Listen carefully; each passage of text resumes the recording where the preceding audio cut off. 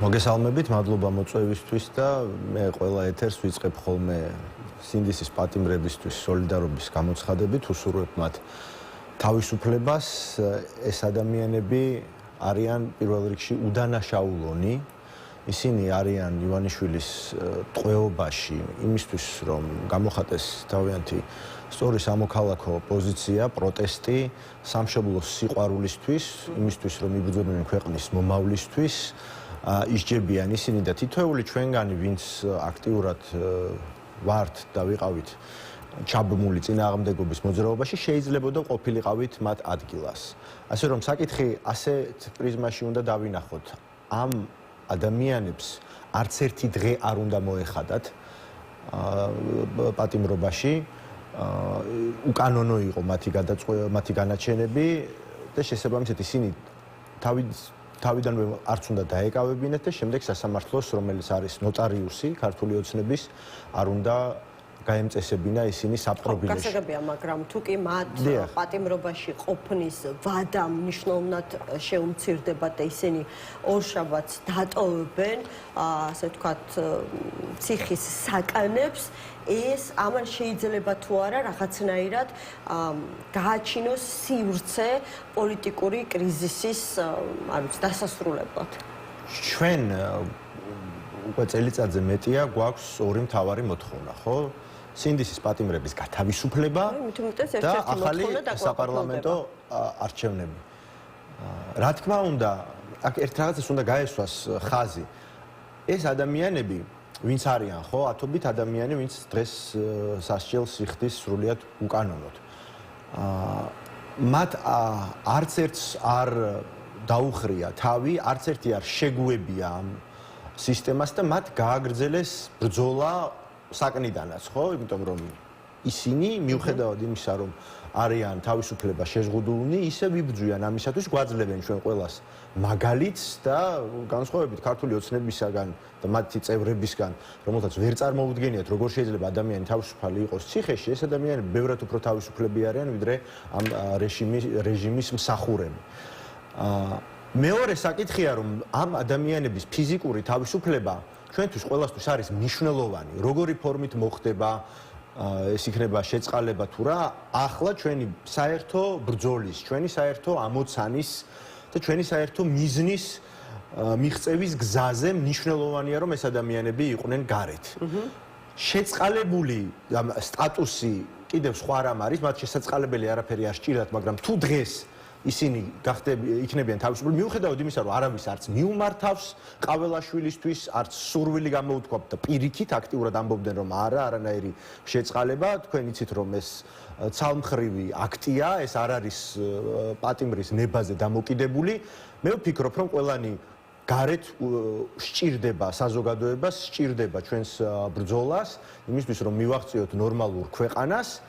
და აუცილებლად დადგება ამ ქვეყანაში დრო, როდესაც მათ როლს როგორ ხედავთ აი ამ პოლიტიკურ ბრძოლაში? ანუ თქვენ ჩემს შეკითხვაზე ეს დაიწყებს, გამოჩნდება თუ არა გზა პოლიტიკური კრიზისის მოსაგვარებლად, იმიტომ რომ აი გიგი წერეთლის ვერსიას შეგახსენებთ, ის ამბობს, რომ შესაძლებელია სწორედ გაჩნდეს დიალოგის სივრცე და აუცილებელია ოპოზიცია დაპირისპირებულ მხარესთან დაჯდეს მოლაპარაკების მაგიდასთან, იმიტომ რომ შეიცვალოს რაღაცნაირად გამოჩნდეს გზები ხელისუფლების ცვლილებისა. თქვენ პირიქით წარმოგიდგენიათ, რომ ეს დიალოგის გზას კი არ გამოაჩენს, არამედ ეს ხალხი ხელისუფლების წინააღმდეგ, არ ვიცი, ქუჩაში საბრძოლოდ გჭირდებათ, აქ ხედავთ მათ ადგილს?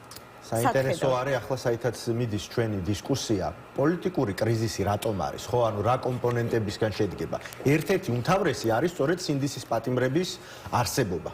მაგრამ ეს არის მხოლოდ და მხოლოდ ერთი კომპონენტი, ამის გარეშე პოლიტიკური კრიზისი ვერ განიმუხტება, ხო? შეუძლებელია ჩვენ პოლიტიკური კრიზისის დასრულებაზე ვისაუბროთ, თუ ქვეყანაში არსებობენ პოლიტიკური პატიმრები.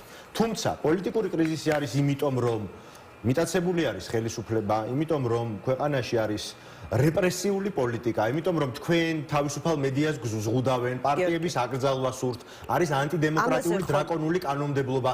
ეს ყველაფერი არის ჯამში ის რაც ქმნის პოლიტიკურ კრიზისს. ერთ-ერთი არის სინდისის პატიმრების არსებობა, მაგრამ სინდისის პატიმრების ფიზიკურად გათავისუფლებით და კიდევ ერთხელ ვამბობ, დადგება დრო, როდესაც რეჟიმის ცვლილების შემდეგ ეს ადამიანები უდანაშაულოდ უნდა იქნენ ცნობილნი, მაგრამ პოლიტიკური კრიზისის დასრულების გზაზე ჩვენ გვაქვს ბევრი რამ მოსაპოვებელი საბრძოლი ამისათვის და რა თქმა უნდა ამ ადამიანების კონტრიბუცია არის მნიშვნელოვანი. ხო და როგორ წარმოგიდგენიათ თქვა ამ ადამიანების კონტრიბუცია, როგორ წარმოგიდგენიათ ამ ადამიანების მონაწილეობა ამ პროცესში და ბოლოს და ბოლოს როგორ წარმოგიდგენიათ ამ კრიზისის დასასრული?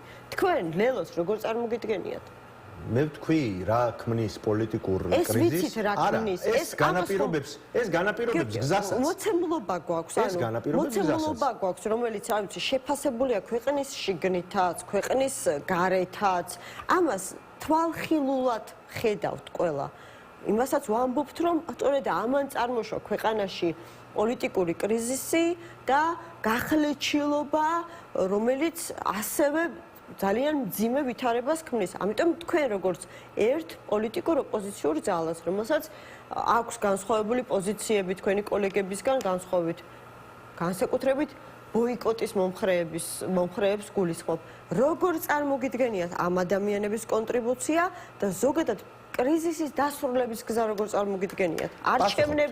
არჩევნების გარეშე, აი როგორ? არჩევნები არის უცვლელი მოთხოვნა მთელი წინააღმდეგობის მოძრაობის, ახალი საპარლამენტო არჩევნები, ეს მოთხოვნა არავის შეუცვლია. იყო რა თქმა უნდა მცდელობები მისი მოდიფიკაციისა, მაგრამ ეს საზოგადოების მოთხოვნა არის, არა მხოლოდ პოლიტიკური სპექტრის და აქ არანაირი განსხვავება არ არის. ადგილობრივი თვითმმართველობის არჩევნებს ჩვენ სულ სხვა რაკურსში განვიხილავდით, როგორც ბრძოლის ერთ-ერთ ფორმას, მაგრამ ეს არანაირ ზეგავლენას არ ახდენდა ჩვენს მთავარ ამოცანაზე, მთავარ მიზანზე და ამაში არანაირი განსხვავება არ არსებობს. მაგრამ ახალი საპარლამენტო არჩევნები არის მოსაპოვებელი და შესაბამისად ამ მოპოვებისათვის გვაქვს ჩვენ კონსტიტუციური ბრძოლის სხვადასხვა გზა. მეთოდი. მათ შორის ერთი არის მშვიდობიანი პროტესტი და ეს ადამიანები პროტესტის გულიდან მოდიან, ხო? ამ ადამიანებმა შეანარჩუნებინეს იმ ხალხს, რომლებიც ხვალ მაგალითად მარში არის, შაბათის მარში და ათასობით გამოვდივართ, მაგრამ იმ ადამიანების დამსახურებით მათ შორის, რომლებიც დგანან რუსთაველზე ყოველდღიურად, ხო? რომელთა წინააღმდეგაც ახლა ტროტუარზე დგომის დიალოგი არის თქვენთვის ასე ვთქვათ შესაძლებლობა აი ამ კრიზისიდან გამოსვლის?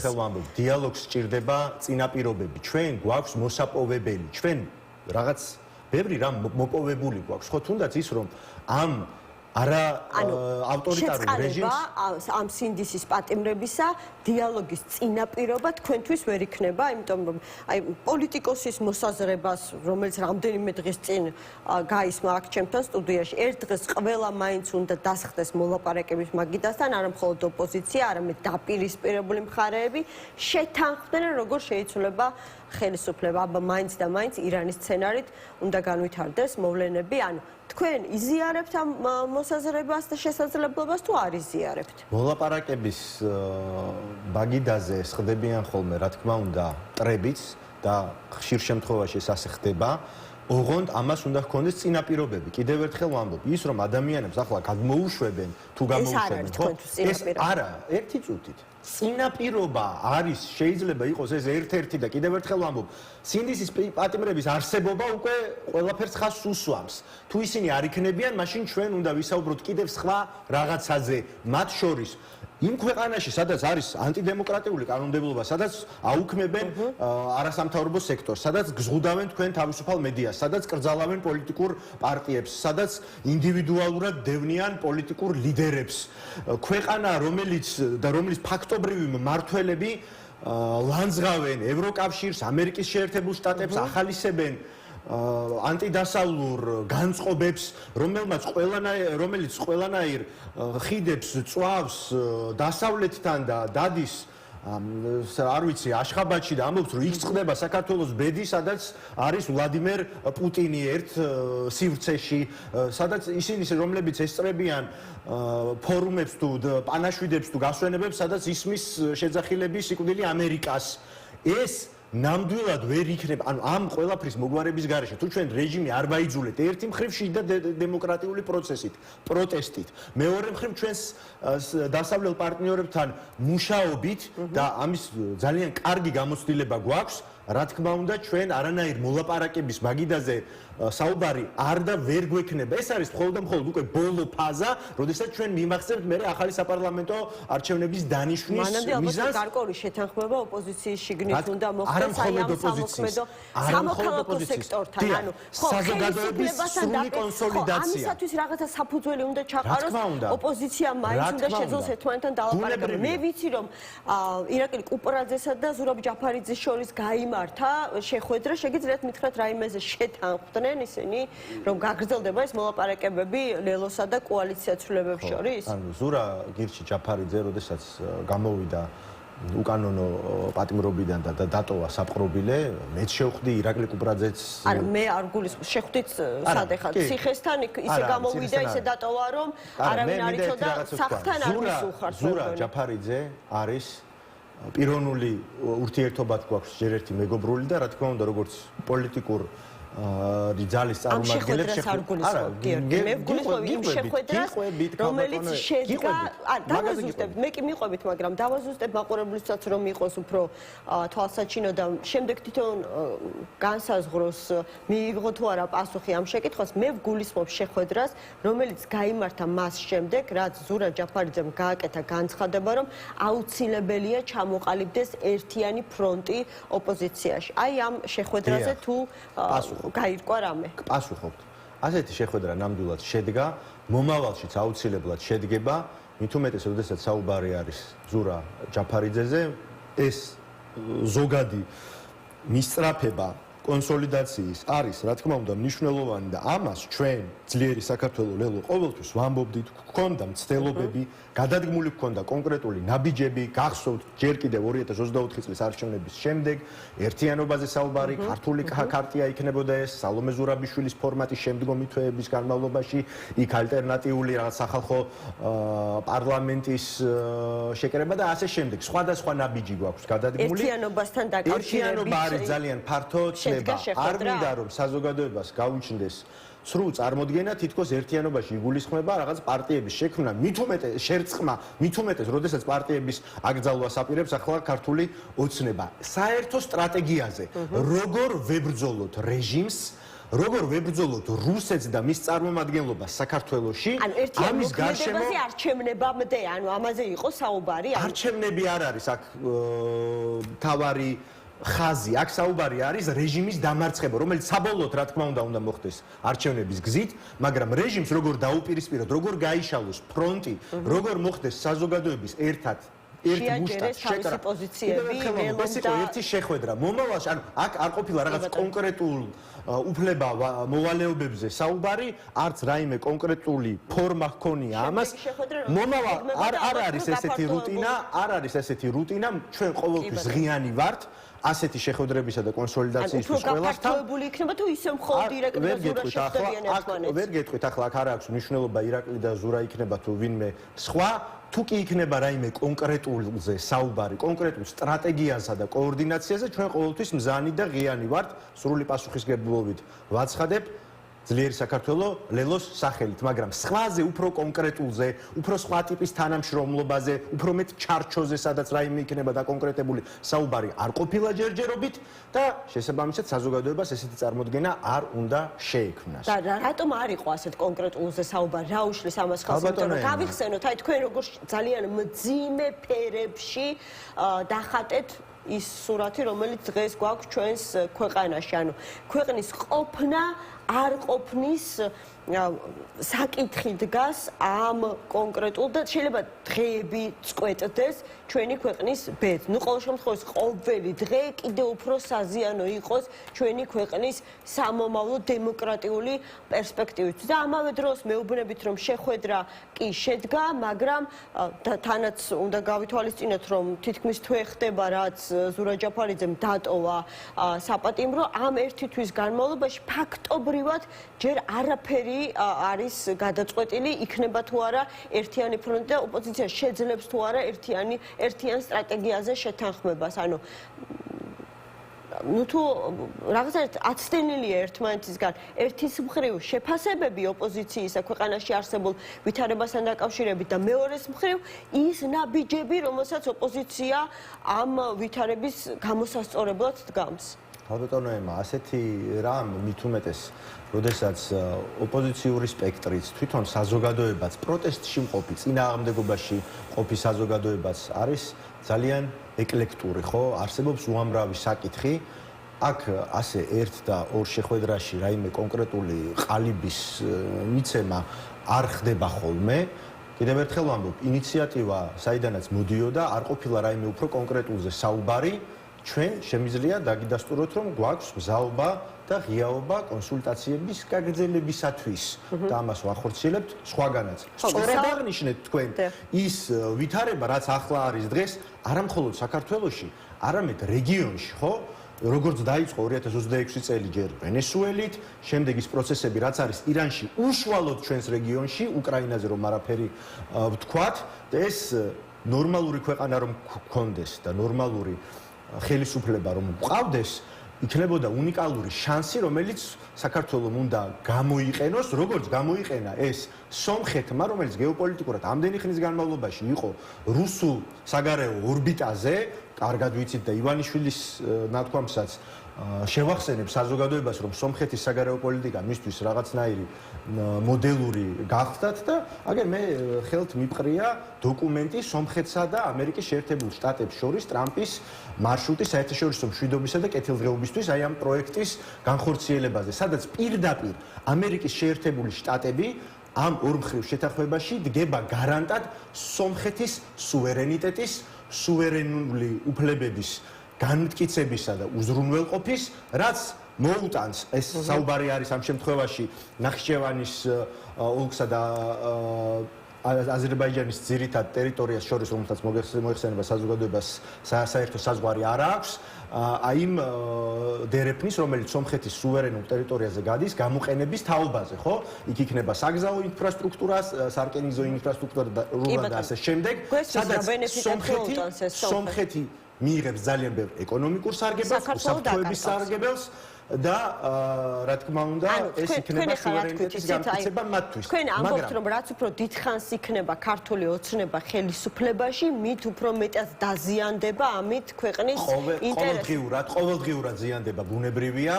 მით უმეტეს, როდესაც კიდევ ერთხელ ვამბობ, რომ რასაკეთებთ ყოველდღიურად იმისათვის, რომ შეამციროთ ქართული ოცნების ხელისუფლებაში ყოფნის ვადები. აი შეგიძლიათ მითხრათ, დღეს რა არგო, ასე ვთქვათ, ქვეყანას ოპოზიციამ, აი რა ნაბიჯი გადადგა ოპოზიციამ იმისათვის, თქვენც ამბობთ, რომ ერთიანობა არის ახლა ყველაზე ეფექტური გზა, რომ ქართული ოცნების მმართველობა რაც შეიძლება მალე დასრულდეს და დაინიშნოს ახალი არჩევნები სამართლიან პირობებში და ხალხმა გადაწყვიტოს, ვინ უნდა ხელისუფლებაში.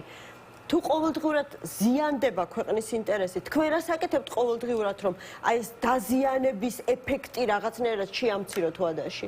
ჩვენ კარგად უნდა გვესმოდეს ქართული ვითარება და რეალობა, რომელიც მე ვისურვებდი, რომ სხვაგვარი ყოფილიყო, თუმცა ისიც უნდა გვესმოდეს, თუ როგორ რეჟიმთან გვაქვს საქმე და ჩვენ კარგად გვქონდა გაცნობიერებული, ისევე როგორც საზოგადოებას, რომელმაც გადაწყვიტა, რომ უარი უთხრას ქართულ ოცნებას, რომ ეს არ იქნებოდა რაღაცა მოკლევადიანი პროცესი. ეს გრძელვადიანი პროცესი აღმოჩნდა, როგორც ვამბობდით ჯერ კიდევ 2024 წელს და რა თქმა უნდა, ამის დასტური არის უწყვეტი პროტესტიც, ამის დასტური არის ოპოზიციური პარტიების, მათ შორის ძალიან აქტიური მუშაობა საგარეო ველზე, თუმცა კიდევ ერთხელ ვამბობ, ყველაფერს აქვს თავისი ყველა მედალს აქვს თავისი ორი მხარე.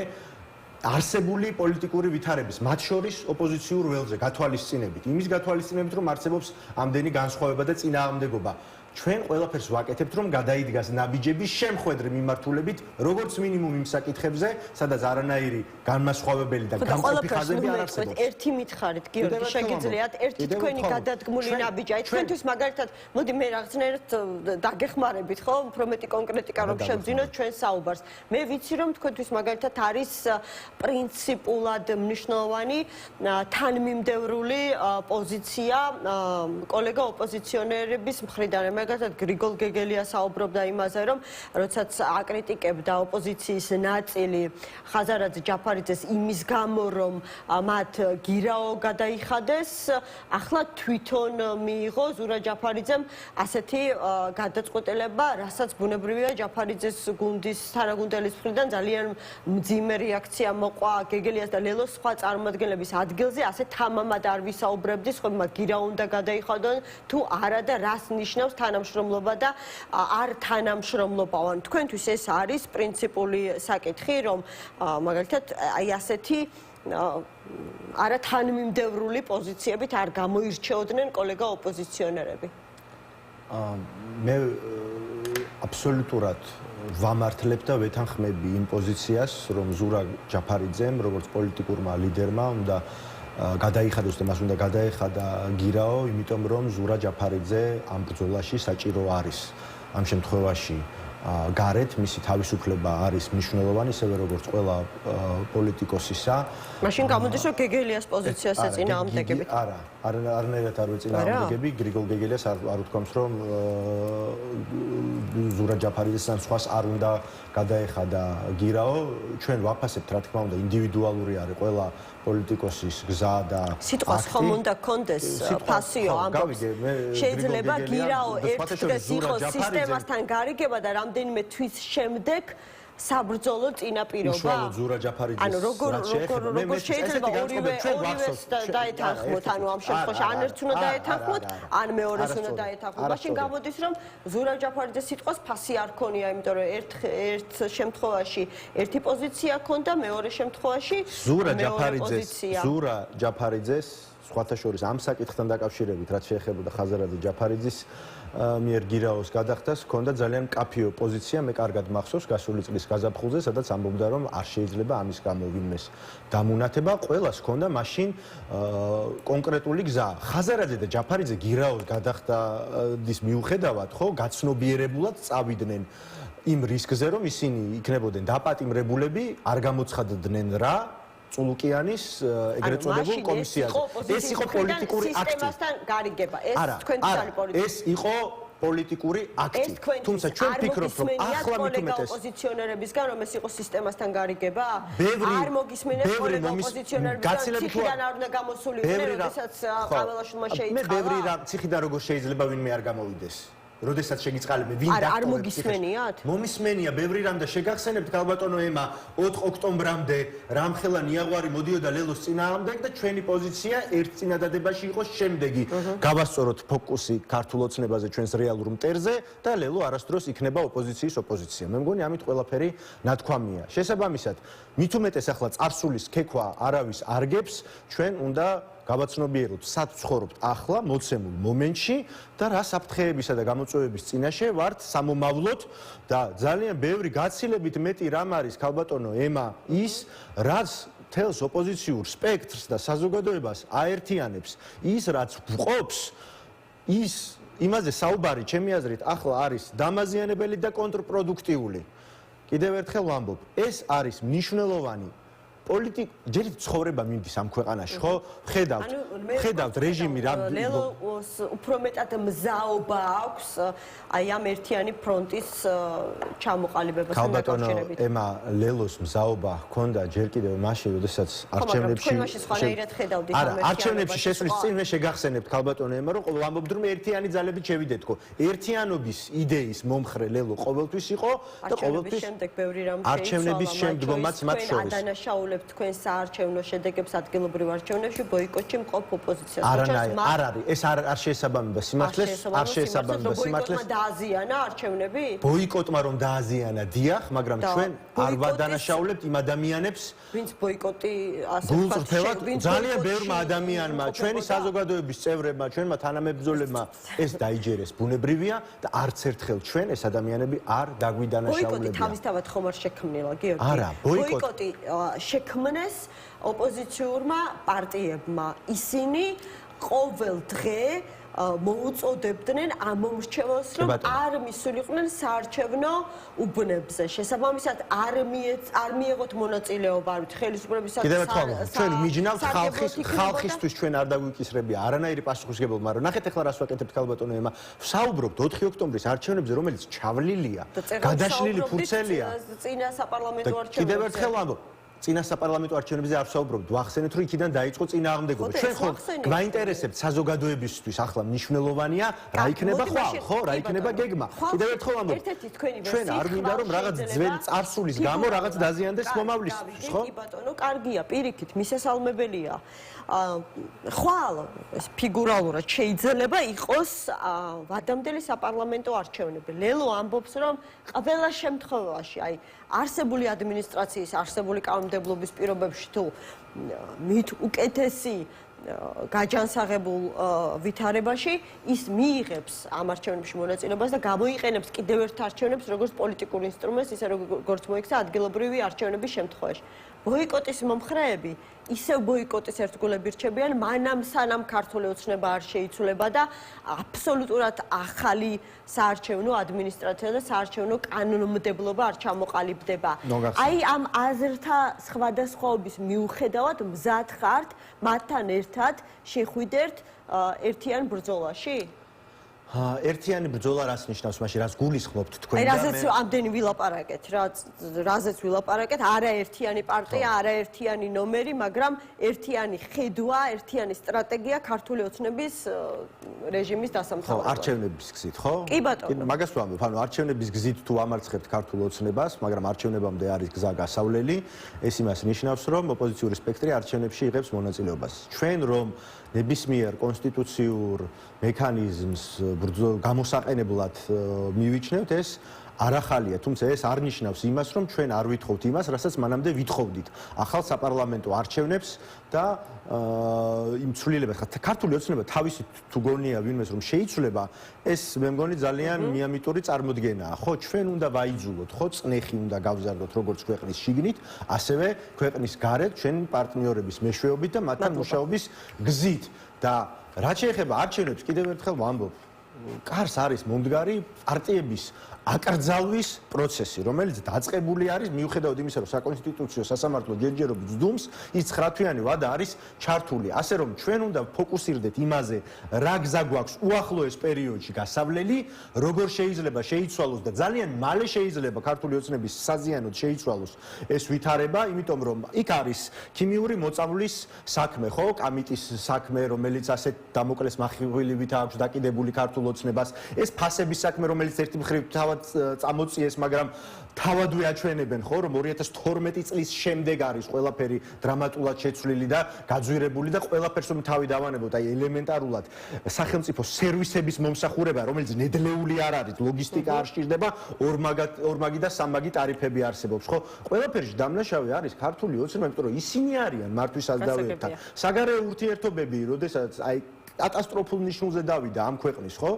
ქართული ოცნება ამაზე დამნაშავე და საზოგადოებას უნდა ავუხსნათ წესიერად და იმ ადამიანებს, რომლებიც ან პასიურები არიან, ან ჯერ კიდევ იმდენად გაუთვითცნობიერებელნი, რომ პროპაგანდას რომ გამოვიდნენ ქუჩაში? ზეწოლაო. გამოვიდნენ ქუჩაში, იყვნენ აქტიურები, გამოხატონ უკმაყოფილება, ყველა გზა, რომელიც ჩვენ მიგვაახლოვებს საბოლოო მიზანს რეჟიმის ცვლილებას, იმიტომ რომ ეს რეჟიმი ღუპავს ამ ქვეყანას, სხვა გზა არ აქვს. ერთი არის ან პროტესტი, მეორე გზა არის არჩევნებში ხმის უფლების სარგებლობა. ორივე. რა თქმა უნდა, ორივე, ამიტომაც 4 ოქტომბრის არჩევნებში იმ კატეგორიისთვის, რომელიც ვერ ან არ გამოდიოდა პროტესტზე, რა თქმა უნდა, ამიტომაც ჩვენ მივიღეთ მონაწილეობა, იმიტომ რომ ადამიანებს სურდათ თავისი პროტესტის გამოხატვა. ასეთი ძალიან ბევრია საჯარო მოხელეები. რა ეტაპზეა კონსულტაციები? რა ეტაპზეა კონსულტაციები ოპოზიციის შიგნით? ჩვენ გვაქვს ზოგადი კომუნიკაცია, მე ვერ გეტყვით რომ არსებობს რაღაც კონკრეტული ჩარჩო ფორმატი და რაღაცა ან ჯერ კიდევ არ არსებობს ასეთი ჩარჩო ფორმატი. არ არსებობს ესეთი საერთო ოპოზიციური ფორმატი, მაგრამ კიდევ ერთხელ ფაქტს არ უნდა გაკეთდეს მხოლოდ პოლიტიკურ სპექტრზე ასპექტი, საზოგადოების ჯგუფი, ბევრი აქტიური ჯგუფია და ინდივიდები, რომლებიც არიან ამ პროცესში ჩართული და ჩვენ ყველამ ერთად უნდა ვიბრძოლოთ იმისთვის, რომ შევცვალოთ რეჟიმი. მადლობა.